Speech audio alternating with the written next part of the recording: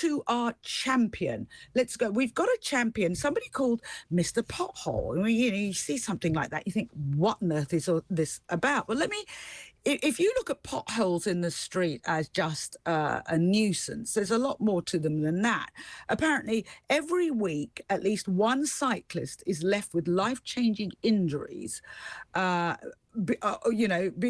of that are potholes in Britain's roads. That's according to the 2019 Freedom of Information request. There's one gentleman who's taken it upon himself to change all of this, because how many of us complain about it, whinge about it, and do absolutely nothing? It takes a very special person to decide to get off their backside and do something not just from their own point of view, but for everybody else. And now recently, the reason this story came up is recently it was reported that a few years back, Sir Rod Stewart, not liking the potholes outside his property and what it was doing to his road, actually filmed himself fixing the roads with a crew, because the local council there said, come along and see what it involves. So he did. But this is somebody who doesn't do it just on their own drive. He's helping other people all around the country actually get potholes fixed. So we call him Mr. Pothole. He's now known as Mr. Pothole, but his real name is Mike Morrell. And I'm very happy to say that he joins me now. Mark, what made you get involved in this in the first place? Because as I said before, a lot of people whinge. They don't actually do anything. You did. Why? Good afternoon, Trish. Yes. Dangerous potholes on an A road through a village that was forcing drivers to go onto the opposite side of the road and oncoming traffic. The council didn't do anything about it. I complained, and eventually I rang the police to get the road repaired within 2 hours.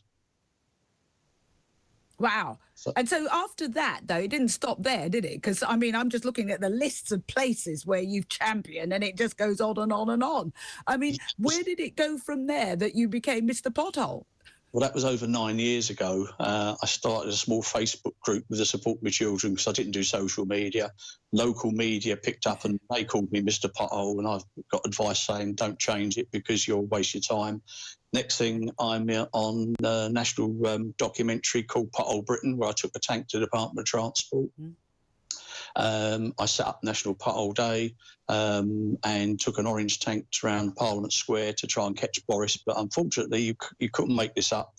We were stuck on the Westway because of a pothole that they shut one of the lanes when I was travelling in with the vehicle. I mean, and I was on the phone. I was on another radio station at the time. I mean,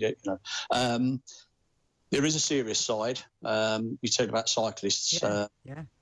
One example was a cyclist gentleman who had done 2 tours in Afghanistan, survived there, come back and cycling, hit a pothole instead of going into the verge when the road, was killed by a car. Now, that had been reported by the police 6 months earlier. All right, the family got a large settlement, but it doesn't bring that person back. That really brings it home. But also there's the financial impact. There was a survey done over a decade ago that proved that badly maintained roads cost this country, its economy, £5 billion a year.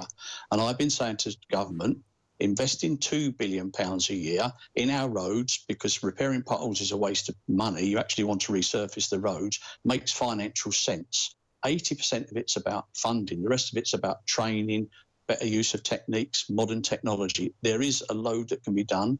I'd submitted evidence to a Transport Select Committee inquiry when Lillian Greenwood was the chair, and my evidence was in the appendix of the report. It was a very good report done by a cross-party group, but Grant chaps just gave it lip service and it's sitting on a shelf. Oh, and you've got involved in many, many different areas and helped a lot of people with this. And as you say, the damage to cars and pedestrians, I know because I've fallen down, more than once. There is so much damage done by them. And yet it's kind of seen as something that people are just whinging about. It's, as you say, it's a lot more serious.